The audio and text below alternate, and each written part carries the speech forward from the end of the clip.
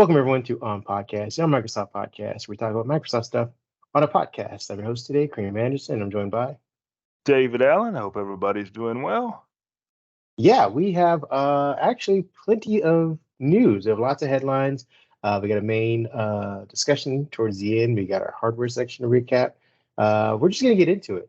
Get you guys in and out as quickly as we can this weekend. So we're going to be covering stuff about Slack unveiling a new platform redesign and how that kind of coincides with what some people might consider bloat in Teams, and whether or not we could see a shift in the user base for either of them. We'll be talking about Microsoft's Outlook and how they're revamping the file sharing OneDrive integration. That should be interesting. We're also be talking about Starfield and its size. It's coming in at a hefty size, and how that kind of compares to some other games we've had over the last 2 or 3 years. Microsoft could be launching an all-digital Xbox Series X to maybe help people with some of that size and the next generation of gaming without actually going to the official next generation of hardware.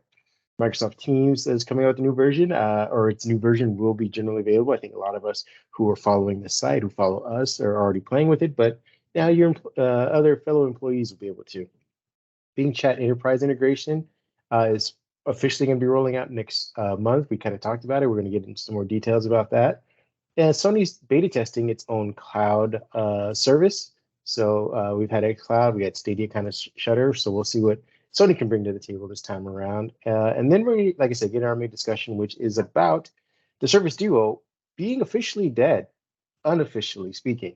We're going to get into August's update, the missed update for July altogether, and where this leaves Microsoft's smartphone hardware division in the wake of the Pixel Fold and the Fold Galaxy Fold 5, and whether or not we even need a third foldable option, as you know, or a fourth, I guess, with OnePlus coming online in the United States, and the myriad of Chinese manufacturers who have folds as well. So let's get into it.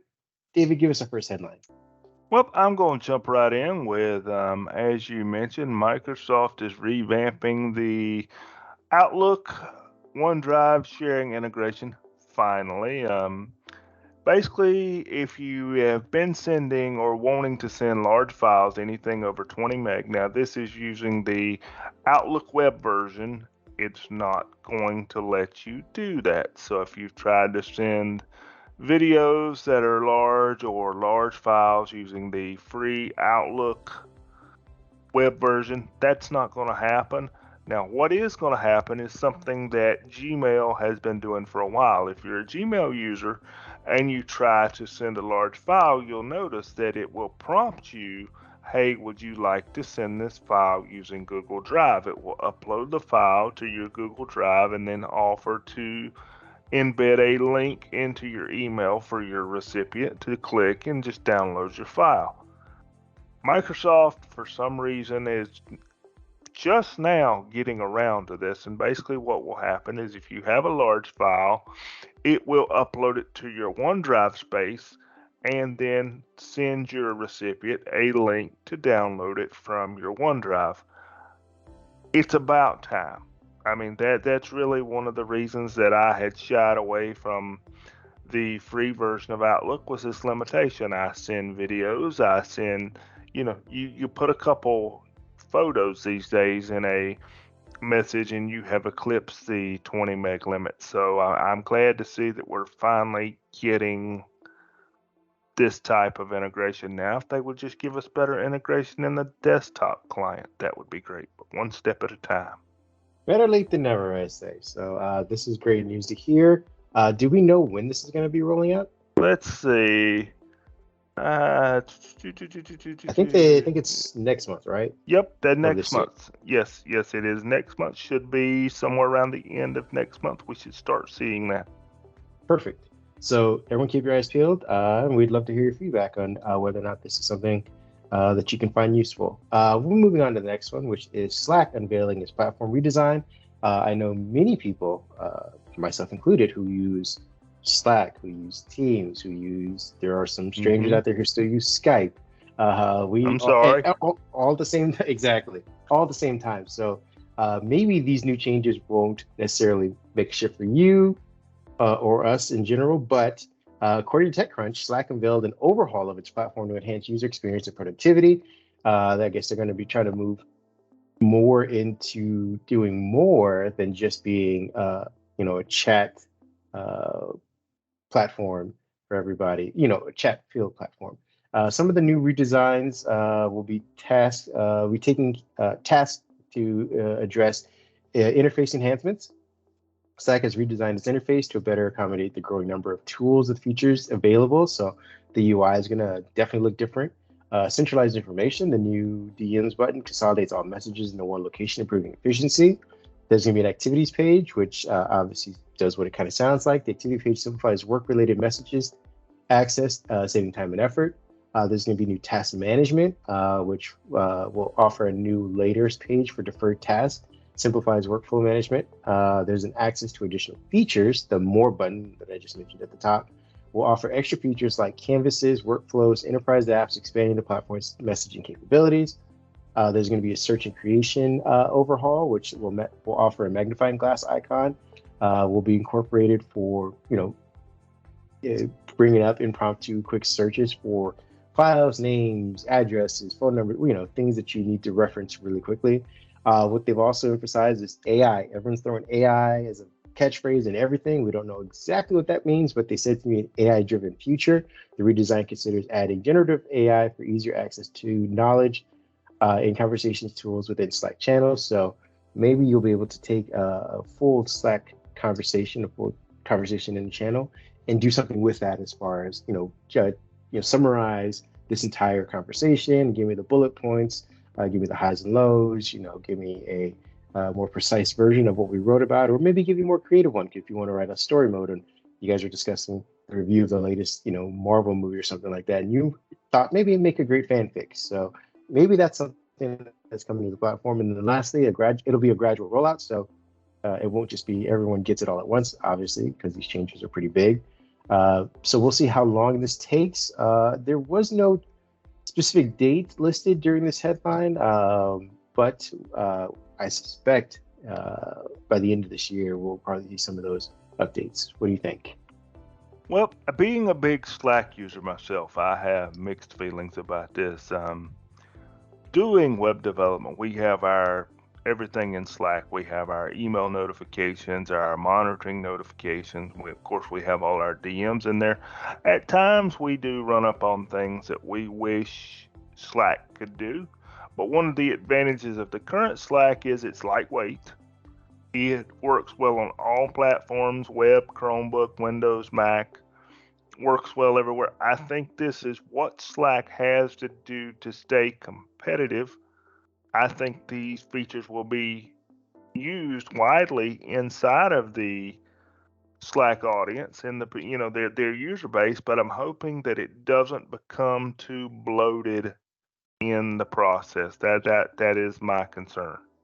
Development is key. What tools and what codes they use to implement all of this is going to definitely be a priority to make sure that it's lightweight still. I do feel that we're going to get a little bit of bloat creep, but hey, more features doesn't always mean bad things. Well, that's kind of what pushes hardware forward too. That's how we went from a Windows 3.1 basic interface. You and your Windows 3.1 again. Yeah, I had to bring that back up.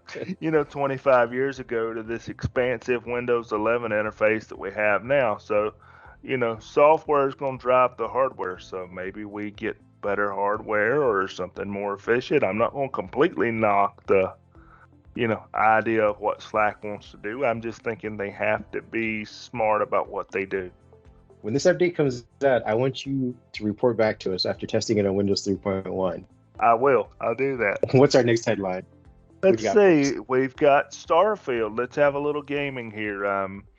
You can now pre-install the game on your Xbox, and being that it is 125 gigs, if you've got a slower internet connection or even something fairly fast at 125 gigs, you might want to preload that, especially if you plan on playing it on day one, which I believe is somewhere September the 6th I believe in September 1st for those that got the premium edition with the early access. So there's your incentive to buy the premium edition. Now, something to remember, our Xboxes this generation, which I think you're about to talk about, something with an all digital Xbox in a headline here, um, doesn't have a whole lot of storage space. So you may be taking advantage of the Microsoft or Western Digital storage cards out there, but 125 gig. It's a big old girl. Armored Core 6, for example, comes out in a couple weeks. 53, 54 gig from what I read, so that kind of gives you some comparison. I don't know. We had our discussion in the chat about Red Dead being over 100 gigs. So, I mean, this True. isn't out of the realm of big games, especially for something that's going to have generative planet building and things like that as well. So, it save up space. Whatever games that, again, if you're playing Red Dead, finish it up because for those of us who only have the 500 gig models of some device stuff like that, you're gonna need to I make do. room. There you go. Speaking of hardware and versions of Xboxes, there's some recent rumors that Microsoft may be preparing to launch an all-digital Series X model, not S, but X. And this, take it with a heavy dose of salt. This is coming from Gizmockina, that Microsoft may be planning to ditch the optical drive in the Series X, which could help it come down in price. I don't know about how much, maybe anywhere from 50 to $100 or so, and kind of slot it in between the Series S, this new updated one that came in the black model that has a larger storage capacity, and the performance of the Series X without having an optical drive. So for those of you who maybe want to spend $350, I think, for whatever, you can get, your ray tracing and all the other benefits without having to, shell out, I think, close to $450, $500, depending on if you can find a sell or not. In addition, the Xbox Series, this new version, again, it's rumored because as far as we can tell, there's nothing official, but Phil Spencer has also mentioned that he's not going to be making new hardware per se for another generation. So it doesn't rule out that we can get new hardware for this current generation. It's just that we won't be seeing a PlayStation 6 anytime soon or whatever new version of Xbox, but we could be seeing a PlayStation Pro that, it's kind of a mid-cycle kind of thing. And this updated version of the Series X kind of drop perhaps maybe next year or perhaps even sooner than that. But these are just rumors. Maybe they're going to be fueled by additions that come with the Starfield. They could be special edition Starfield consoles that come out next year that could coincide with, uplifting sales after the initial boost. So just keep an eye out for that. I got my fingers crossed because I would love to get that next versus having to just get a bigger storage version of the Series S that I currently have. I agree. I may get my Xbox versions here wrong. I've got one in the other room, but wasn't it the Xbox Series S, the white version, Mm-hmm. that came out with the last generation Xboxes? If you remember, I believe they upped the storage on that one to 1 terabyte, and they had the ability to do some 4K content. You really didn't get 4K gaming. You had Upscale, yeah. it was upscaled. You had the HDR feature, and I think this was when you got 4K streaming on the Xbox. So it's time for Microsoft to slide something in there to kind of keep the sales numbers up a little bit, even though based on sales, I believe Sony is absolutely killing them. So it's time for Microsoft to slip something in there to say, hey, here's a little bump, here's a little extra to kind of carry us to whatever the next console is going to be. So I think this is kind of fitting the regular cycle. Hope they do it. Wouldn't mind having one myself. Yeah, again, we haven't talked about, and probably for a good reason, taking a break from it. But the Activision deal, if Microsoft does end up closing this and everything starts to become a digital storefront, the idea of having these super powerful devices becomes an afterthought as more people might be concerned with storage space and things like that. Having a physical, the CD or whatever to put in the optical drive becomes less of a concern when you're constantly streaming and downloading from the internet for these devices. So again, we've always discussed that we're in a privileged position, you and I, myself more so than probably you. I think you're in a more rural area, and we understand that there are rural listeners who are like, you guys need to shut up, you don't know what you're talking about. Mm-hmm. Grant us this little bit of fantasy, but I think the idea is for anybody who's going to be purchasing this updated version of the Series X is in a privileged position already, and this is who Microsoft's catering to. They're saying, you know what, we're moving away from the optical drives, probably for everybody at some point. We'll start with the people who are willing to pay the most for it. Well, I think you're right there, and just looking out my window at this country USA that I have out here, it's beautiful and it's a nice place to live. But the top residential internet speed out here is 25 meg. Yep, you heard that right, 25 meg. So that gives you some idea of what people, that as you said, aren't as privileged as you and I are faced with this whole do away with the disc. They're screaming, no, I still want to go to my GameStops, my Walmarts, my Best Buys, and pick that disc up so I can play my game this month. Yeah. So that's something to keep in mind. What do you got for us next? Let's see, we've got Microsoft Teams. The new version is scheduled to come out in October. You have seen us covered on the site, and I think internally, our team has been using the new version, and personally, I'm a big fan that Microsoft has made it quite a bit lighter while we're talking, since we just mentioned Slack needing to be a little bit lighter. We haven't really added any new features necessarily.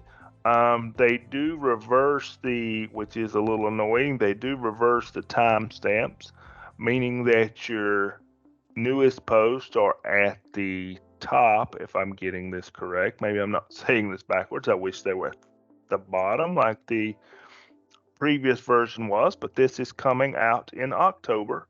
And I'd be interested to see how people feel about it. We're also getting a new Android version. The web version will be updated, so everything's getting updated across the platform if you're a Teams user. So let us know what you think about it. I've had mixed feelings about it since we got the pre-release. Is it quicker? Yes. Are there some annoyances in my workflow? Absolutely. So I would be interested to see what you guys think. I am interested as well. Speaking of general availability for things that we've been testing, Bing Chat Enterprise integration with Microsoft 365 subscriptions are actually officially coming next month.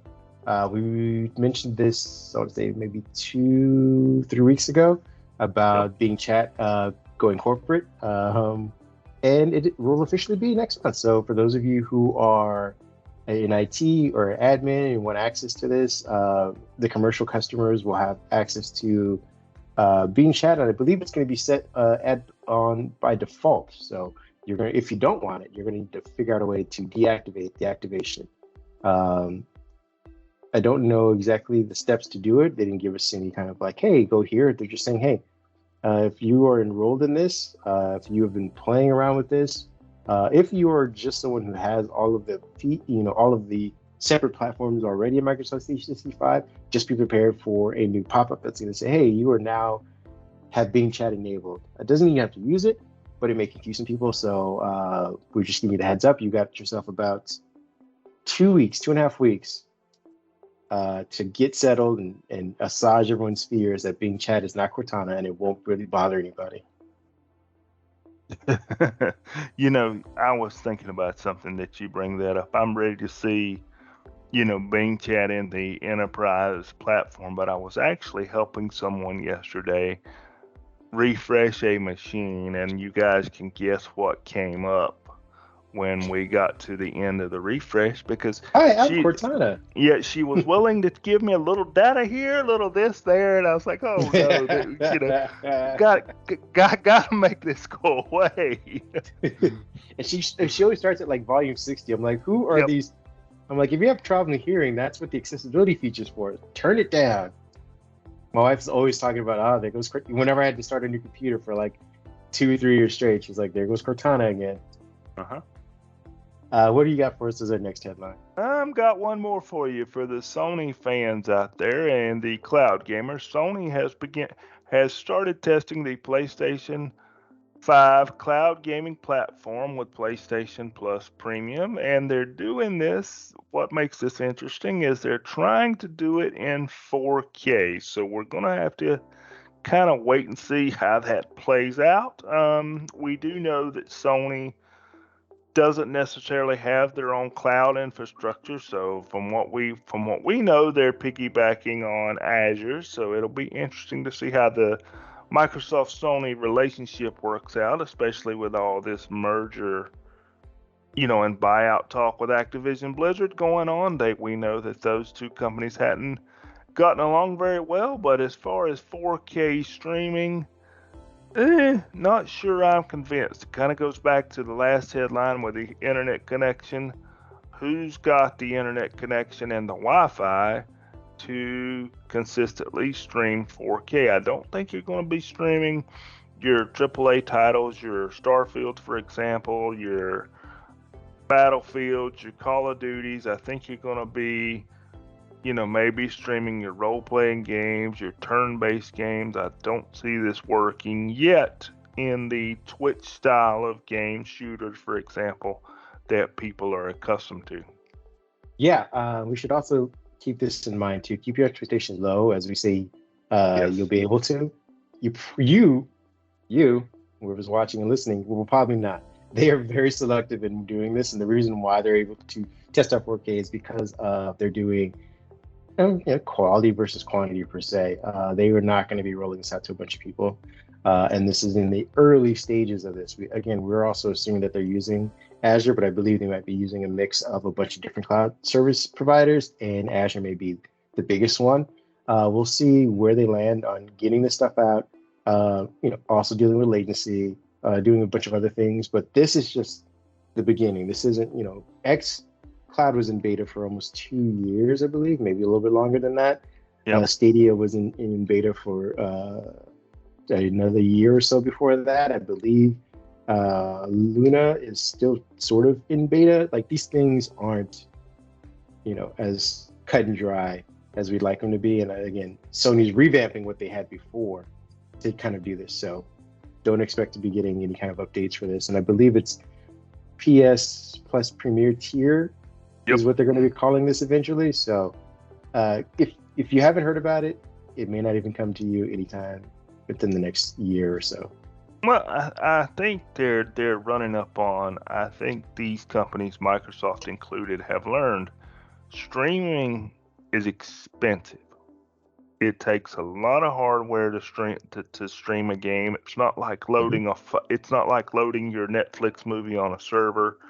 It's expensive to stream. There's the physics issues with the internet connections. I think the whole game streaming thing has its place for being able to tap the button, preview a game. Yes, I like it. Okay, now spend the time to go download it. But I think the whole game streaming genre has a little ways to go before it becomes mainstream. And I think this is just a step on the ladder. Yeah, to our earlier point, if we can't even wean people off of optical discs just yet, optical drives, imagine what streaming is like. So that's a whole nother level of getting people adopted and getting our broadband situations across the world in a position where it becomes an everyday occurrence, which I think everyone wants to kind of get. Well, Microsoft definitely wants to get to because they don't do well with consoles. Well, that's the last bit of that. Let's get into our main discussion real quick. And that is Microsoft's Surface Duo lacking any meaningful updates and the features clarity. Like, we kind of came out definitively saying that Duo is dead. I'm going to stand by that. I believe Zach Bowden's already prophesied this, and our buddy Shane Craig I think he's got about 7,000 to 20,000 videos on the death of the Duo, and it's unfortunate. At least. But I believe with the reviews of the Fold and the Pixel Fold and the Galaxy Fold 5 coming out, this has really sealed the deal, not only just on the current Duo devices, which again, well, I'll get into just quickly what's happened with them.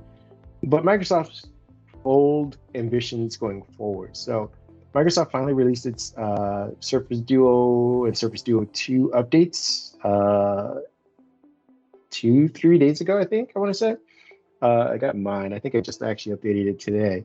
But they are, at best, security updates with no logs whatsoever. There's no meaningful fixes. I'm not saying you need to give us features, which you should, because the Microsoft launcher hasn't been touched in, I don't know, a year or two or whatever. But you should at least be fixing things. There should be, fixes listed here. Nothing.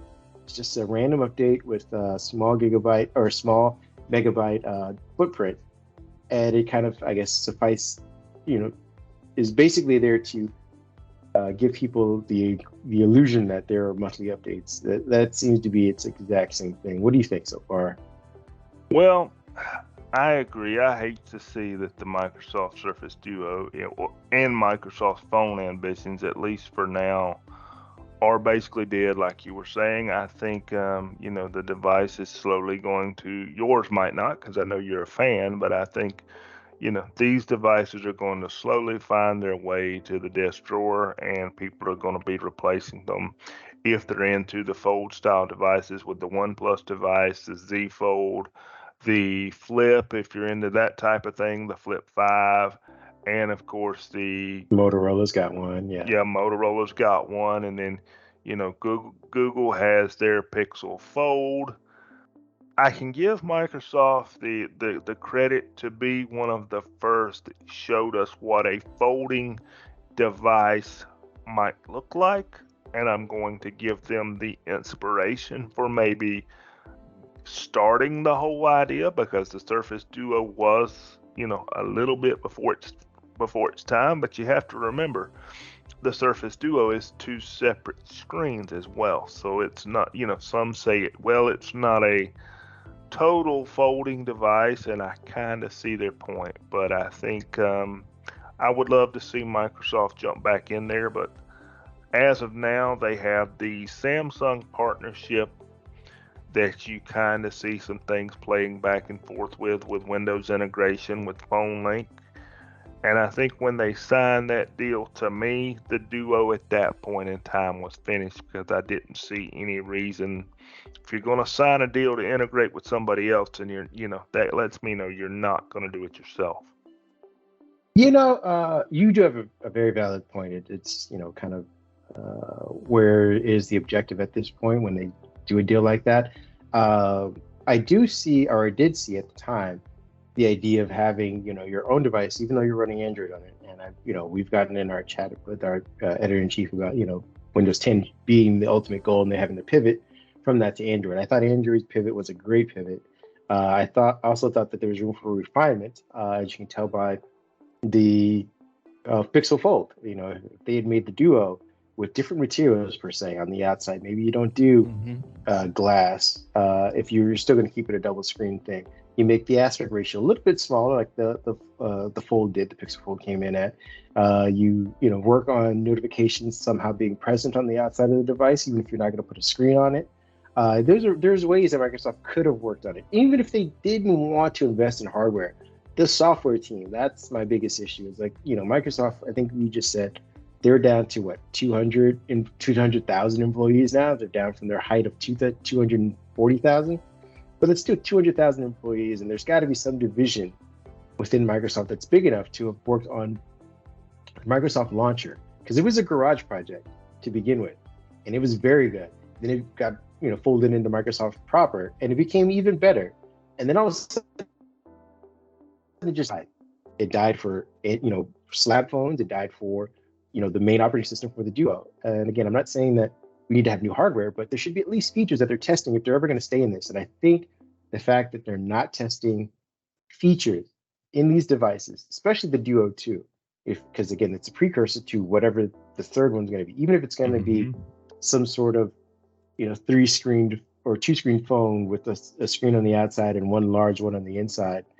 The software is going to need to be tested and run, and you have a device in the hands of people right now that can do some of that stuff, and you're not trying anything. anything. You're not trying to add things to the launcher or to the operating system of the Duo to make it better. I think, this silence that they've gotten since January is indicative of this device being done. And on a bigger note, we now have plenty of options. When the Duo came out, it was that was Fold. it. It was the Duo and the Fold. Now was the Fold one out when the? I think they were on Fold 2 by the time the Duo came out. Okay. So, and they had worked, again, Samsung iterated quickly. They went from that weird mini screen that had all the borders on the outside to making it a full screen. They worked on the inside. They did an underneath camera, and now we have, it's being, shown that through sales, the Flip is still a good device for people. We may even going in the wrong direction with folds that open up. Maybe people just want to close whatever they currently have. But even so, that's another option. We have, again, OnePlus coming out with their own phone in the US. I'm speaking US specific, but, there's Xiaomi and there's the Oppo has their very nice Oppo Find or Find In, whatever it's called. And now we have the Pixel Fold and we have the Galaxy in their 5th iteration doing, spectacular. I don't know if Microsoft needs to be in this field, especially if they're going to come out with a device that is very similar to the Pixel Fold. I think you just sit this one out now, Microsoft. Quietly go away. I think they're going to have to, and something that worries me to take this one step further. I saw something this week where another website was talking about the ability to buy parts, screens, CPUs, even for the Surface line of devices. They were saying that, among vendors, Microsoft ranks very low on the totem pole for having buying power with their suppliers for parts to make these devices. So I'm hoping that we're just sitting out the mobile devices, and a few years from now they're not sitting out of hardware in general. I do hope that that's not a place we're going. I hope they continue to change the Surface lineup and give us new Surface devices. And that's something that's in the back of my mind. Okay, we're eliminating one device. If you remember, we talked about it on the pod earlier this year. They had some fallout with the Surface teams and some combining of products and some combining of teams, teams internally earlier this year. So I'm hoping that if we've got to let something go, it's just the Duo, and they continue their partnership with Samsung to give people some easy way into the Microsoft ecosystem on mobile devices. Yeah, they're definitely, I think, stepping out of this. Microsoft, and I'll say this for the 40,000th time, doesn't have the heart to be in smartphones, to be in the competitive, low margin area of mobile devices. They, iterated it. They showed it when they tried to run their Nokia lines of devices. They just don't have, and to some degree, Google really doesn't either. They don't have good buyback programs. They don't have wide distribution. They have very limited areas and partnerships with people they sell with. They want to try and sell these things from their website. And I get it that everybody wants to try and push towards their own website to make the most margins, but when it comes to a phone, especially a phone that costs over $600-700, you're going to need someone to help subsidize that for you. You're going to need the partnerships. You're going to need a way to get people into these kind of things. And Microsoft doesn't have a good track record with that. Again, if you were to buy the Duo 2, you had to buy it at a full $700 from Microsoft.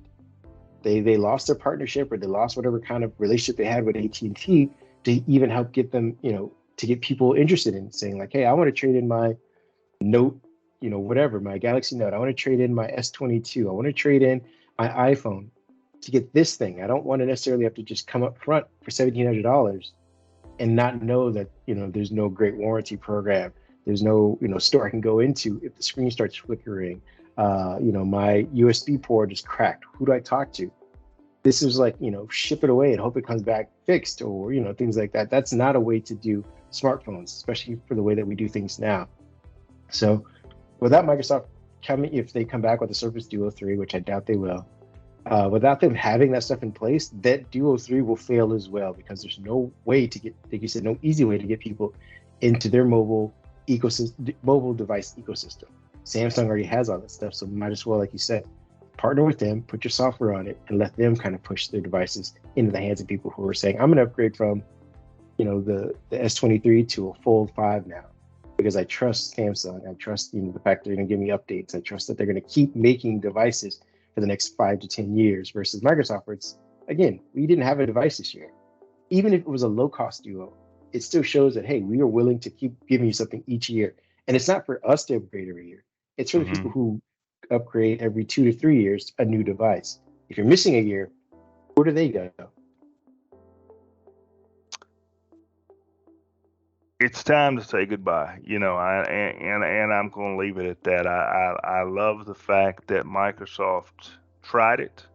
They tried with Windows Phone. They tried again with the Duo. Maybe a few years from now they try with something else. But I think, like you said, for now they're done with it. Maybe there's a internal refresh or a new spark, or something changes, where somebody takes a different project lead internally and they say, okay, let they've got this new idea, let's go do it. But I think for now they're done with it. Yeah, at best, I would hope that they come out with a folding Android tablet. Microsoft, That's not a bad idea. there aren't very good ones, but with Google making the push for Android on tablets, this is your opportunity. Don't make it a phone, as you probably said before. The Duo wasn't a phone, but make this one bigger. Make it a folding Android tablet with a different outside material so it doesn't break, and you got yourself something. With that being said, we're gonna wrap it up. I'm gonna rush into my hardware section because I got some things I want you guys to know about. I just finished up a review for the 4 movie 4K laser projector, which was amazing. You do need to have a dedicated space for these projectors, but this is amongst the best ones I've actually tried and played with. It's got a ton of features. It uses Android TV 11 OS, which is very intuitive for those of you who are just looking for something quick, similar to what you had with regular TV or whatnot. I will be reviewing upcoming the Lenovo Slim 9, 14, and 16. Those are the equivalent on the PC side of the MacBooks with M1 kind of power and design. You don't get the battery life, unfortunately. That's just something Intel and Microsoft have not been able to sort out. But if you're looking for a sleek device that isn't a gaming PC and you want that sort of power, you want a very nice design, the 14 and 16 is something to look at. I'm also reviewing the Mona, I believe it's called, MAONA multifunction microphone that uses USB and XLR dual modes. And it comes, it's basically a 2-in-1 for game streaming, podcasting. It's got an LED indicator, 8 solid RGB kind of dynamic coloring for the microphone. So if you like to record in the dark, but you want to have a little ambiance, there's that. And we have just tapped a partnership with Samsung, speaking of all things, to get a Flip 5 and a Fold 5 to review. So I will be putting that against my ill-gotten Duo and kind of give you my perspective on the future of folding devices. How about yourself? Well, I got something cool this week, something I have never experienced. I got a mini PC from a Chinese company called Ace Magician. This one is AMD based and neat little machine. It's about the size of your Roku box, so we have definitely come a long way in the size and power that it takes to pack in there. The device has got some pros and some cons. They have mentioned coming out with something with a dedicated GPU in it, so I'm interested to see what that'll do. We may get that one later. I'm finishing up the review of the Surface competitor, the 2-in-1 from a company called Robo Encala. I'm going to suggest, and you can read it in my review, that if you're into the Surface style of devices and you don't necessarily want to shell out the Microsoft Premium, maybe this is something to look into. And for the gamers out there, I am finishing up a Legion Pro 7i review for those. So we'll have plenty of reviews between Kareem and myself coming up for you guys to read over the next 30 days. Yeah, and before I leave, I want you guys to stay tuned. We also got a partnership with AT&T, so we may be having some giveaways for those of you who are looking for some kind of back to school kind of goodies. I will also be having a post on that, kind of like what's in my bag, what kind of things I use. I know it's back to school edition. I haven't been in school in, I don't know, a couple of decades, but I still use devices people use when they go to school. So maybe that could be of interest for you as well. I may do Yeah, something similar. I think we should all do it. I think people You are know, interested in that kind of stuff. I think there's a lot of interest in what we use as a little bit more than enthusiast, and because we're kind of using the things that we talk about and the things that we like, and I think there's a lot of interest into our workflows. So I may join you on that one. Yeah, we maybe we'll do a two-parter. We'll do hardware, bags and backpacks and all that kind of stuff as well, and software, because software is probably more important than just what kind of laptop you have. What kind of tools are you using to get things done? With that being said, where can people find you? David PAJ 1978, always hanging out on the Twitters. Yeah, that's great to hear. People can find me at Kareem Anderson on Threads. They can find me at Mindhead1 on Twitter. I don't know why I didn't use Mindhead on Instagram when I first started, but whatever. It is what it is. We want to thank you guys for hanging out with us. We hope this was a quick one for you. We'll see you next week with a lot more to talk about. Have a good weekend, folks. Take care, everybody.